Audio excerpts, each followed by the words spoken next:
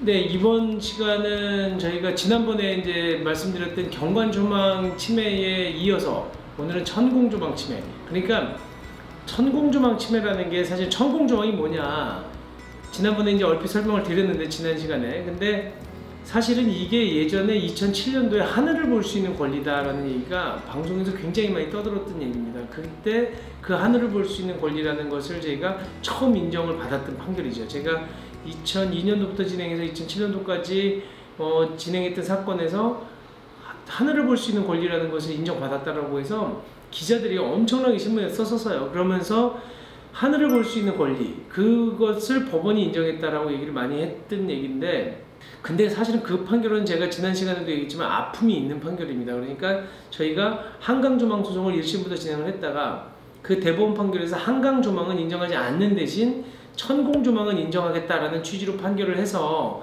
사실 하나는 잃고 하나는 얻은 사건이었죠. 그러니까 하나는 결국은 천공조망의 침해를 인정해 주는 대신 그 경관조망에 대한 부분은 인정하지 않겠다라는 판결을 했던 거라 아쉬움이 많이 남는 판결인데, 그때 이제 법원이 뭐라고 판결을 했냐면요, 조망침해 개방감 상실이라고 하면 우리가 다른 장애가 없을 때 보이는 전체적인 천공률, 하늘이 볼 수 있는 면적 비율이 거기에서 새로운 건물로 인해서 얼마나 가려지느냐를 가지고 얘기를 하는 거예요. 그래서 기본적으로 수평선이나 다른 그 뭐 대지가 있기 때문에 천공률이 100%가 될 수는 없습니다. 아무리 많아봐야 천공률이 50% 정도밖에 안 되겠죠. 수평선 때문에, 수평선이나 지평선 때문에. 그리고 또 다른 건물들이 위치해서 아마 도심에서는 50% 이상 나오기가 어려워요.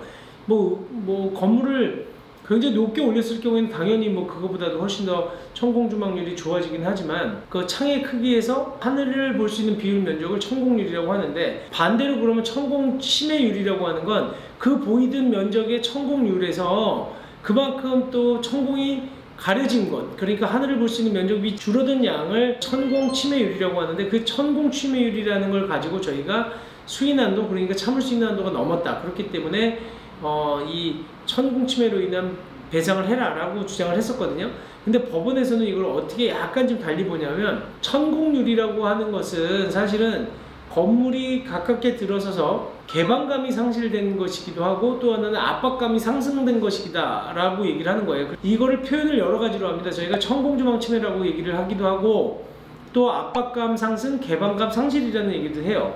근데 법원에서는 뭐라고 얘기를 하고 있냐면, 이 사건에서 원고들이 주장하는 한강조망 등 특수한 자연경관이나 조망이익은 고려하지 않고 이건 인정하지 못하겠지만, 단지 일반적으로 거실창 면적에서 하늘이 보이는 면적 비율을 의미하는 천공률 침해에 따른 압박감, 폐쇄감을 조망침해 및 개방감 상실이라고 하겠다라고 얘기하는 거예요. 그러니까 다시 얘기하면 하늘을 볼 수 있는 면적인 천공률의 침해에 따른 압박감과 폐쇄감을 개방감 상실 및 조망침해다라고 얘기를 하겠다는 얘기입니다. 그래서 대법원에서 이 표현을 쓰면서 하늘을 볼 수 있는 권리를 인정했다라고 얘기가 나왔던 거예요. 이러한 조망침해 및 개방감 상실은 일조 침해가 되면 당연히 수반된다는 점에서 일조 침해로 인한 통상의 손해의 범위에 속한다 라는 판결을 했어요.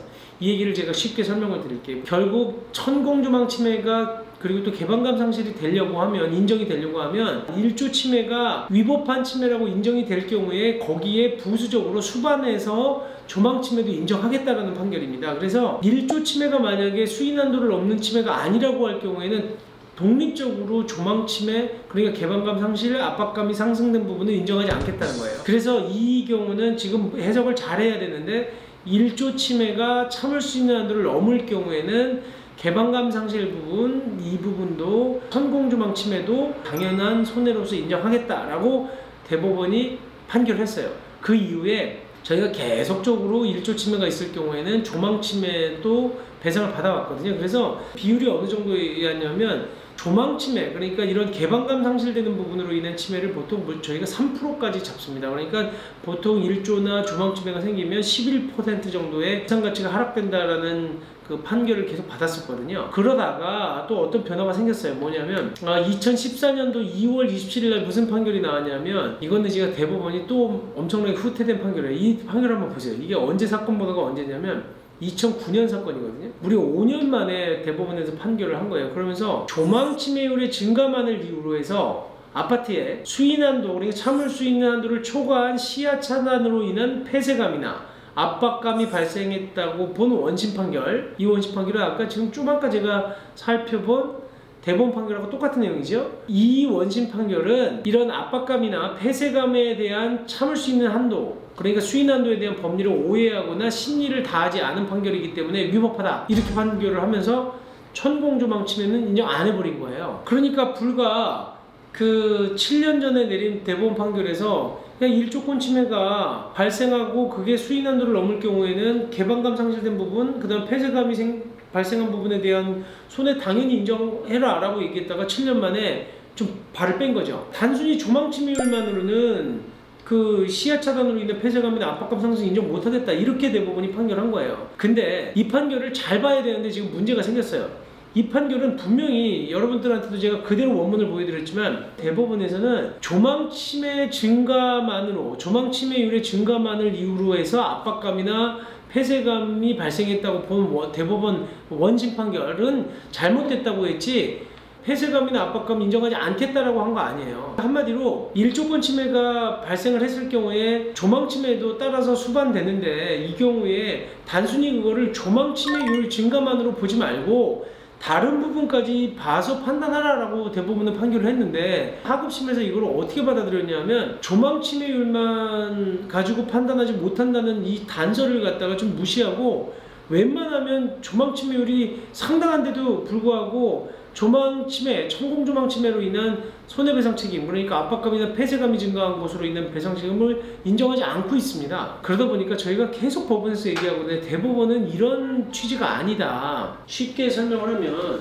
이 조망 침해율의 증가만으로는 안 된다고 하는 게, 사실은 건물이요, 이렇게 작은 건물이 우리 창 앞에 있을 때와 컴퓨터만한 더 큰 건물이 가려졌을 때 거리에 따라서 조망 침해율이 동일할 수가 있거든요. 그리고 이 경우에도 제가 이 창이 요만한데 이 정도에 가까이 있을 때 거리가 조망 침해율이 만약에 90%예요. 근데 더 멀리 떨어져서 그 큰 건물이, 더 사이즈가 큰 건물이 들어섰을 때도 조망 침해율이 90%라고 한다 그러면, 이 경우를 비교하지 않고 단순히 조망 침해율의 증가만, 조망 침해율만 놓고 압박감이나 폐쇄감이 상승했다라고 얘기하지 말라는 거예요. 그러니까 이 경우에는 오히려 조망 침해율은 이 건물이 좀 적다고 하더라도 더 가까이 있으면, 우리 건물과 거리가 더 가까우면 압박감이 더 상승하는 거 아니냐. 그리고 조망 침해율이 설령 더 많다고 하더라도 더 큰 건물이 뒤에 있을 때는 그렇게 압박감이 상승했다고 볼 수 없는 거 아니냐. 그런 부분에 대해서 고려해서 판단하라고 얘기를 했는데, 지금 하급심법원에서는 거의 대부분 잘 인정 안 해요. 우리가 끝까지 다툴 겁니다. 조망 침해율을 계속적으로 인정받을 때까지. 하지만 실제로 또 그렇게 인정한 법원도 있어요. 이게 어디냐면 광주지방법원이었는데 2014년도에 또 비슷한 시기에 저 판결이 나온 이후에 2016년도쯤에 받은 판결이에요. 제가 이것도 진행을 했던 판결인데, 이때는 여기 보시면 원고 아파트랑 피고 아파트 사이가 무려 19m, 27m, 35m가 됐어요. 영향을 보시면 원고 아파트에서 피고 아파트를 보면 원고 아파트 높이는 29m고 그 다음에 피고 아파트에서 31m에서 무려 51m가 되는데, 이렇게 가까운데 건물이 많이 올라가잖아요. 이 경우에는 저희가 어떤 주장을 했냐면, 대법원 판결 얘기처럼 야, 우리가 천공률의 침해, 그 다음에 조망 침해율만 갖고 얘기하지 않는다. 우리는 이 두 건물 사이에서 이격거리를 주장을 하고, 그 다음에 또 가해 건물의 높이가 우리 지금 아파트의 건물에 비해서 얼마나 높은지, 이격거리가 얼마나 좁은지, 그 두 거리와의 상관관계를 주장하면서 저희가 열심히 주장을 했죠. 그랬더니 대법원에서는, 대법원이 아니라 광주지방법원에서 이 정도면 시야 차단으로 인한 그 압박감이나 폐쇄감이 상승됐다고 보여지고, 이 정도는 수인 한도를 넘는다라고 해서 전부 배상 책임을 인정했어요. 아파트의 경우에도 이런 것처럼 기존의 대법원의 판결과 마찬가지로 1조 침해가 수인 한도를 넘고 그 다음에 일정 다른 조건들이 갖추어지면 천공조망 침해도 인정돼야 된다라고 주장을 한 겁니다. 그래서 제가 이 판결을 받아냈고, 그 이후에 약간 층수가 낮은 건물 앞에 많은 높은 건물이 들어오는 경우에는 저희가 가끔 천공조망 침해도 인정을 받는데, 일반적인 아파트의 경우에는 거의 인정을 안 해주고 있다는 거죠. 그러니까 지금 이 소송 자체 천공조망 침해, 그러니까 개방감이 상실되고 압박감이 증가한 부분에 대한 소송은 굉장히 보수적으로 법원이 인정하고 있다고 보시면 됩니다. 하지만 전혀 인정되지 않는 것도 아니다.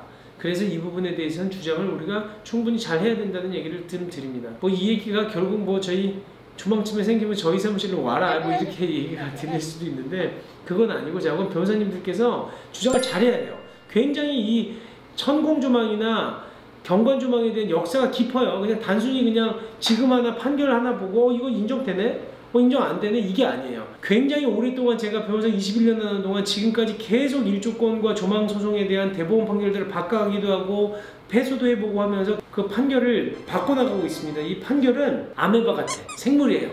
계속 변합니다. 그렇기 때문에 사회적인 여건, 그 다음에 국민들의 의식 수준이 바뀔 때마다 판결도 바뀌기 때문에 저는 지금도 이 천공조망침해를 대법원이 완전히 포기한 건 아니기 때문에 이 부분에 대한 주장은 계속해서 하급심에서도 법원 판결이 바뀌어야 된다고 생각을 해요. 저는 사실은 조망이라는 것 인정 안 하는 것 좀 문제가 있다고 생각해요. 왜냐하면 우리가 실질적으로 권리라고 느끼고 있는 것을 막았을 때 과연 이 부분은 인정 안 한다? 이게 너무 괴리 있는 판결이 아닌가라고 생각을 하고, 또 하나 제가 판사님들께 얘기한다니까요. 그런 집에 한번 살아봐라. 내 집 앞에 제가 최근에 다른 방송에서 제가 굿모닝 대한민국 라이브에서 취재 나갔던 그 아파트는 자기 집 1m 앞에 정말 다른 건물이 올라와요. 그러면 그 압박감 폐쇄감은 말할 수가 없을 정도입니다. 이게 일률적으로 인정된다 안 된다 이렇게 쉽게 단정하시면 안 된다는 거예요. 그리고 좀 더 이런 부분에 대해서 좀 더 피해자 입장에서 좀 관대하게 좀 봐주셔야 되지 않을까 하는 생각을 부탁을 드리면서 오늘 천공조망에 대한 얘기도 여기까지 마치겠습니다. 네, 수고하셨습니다.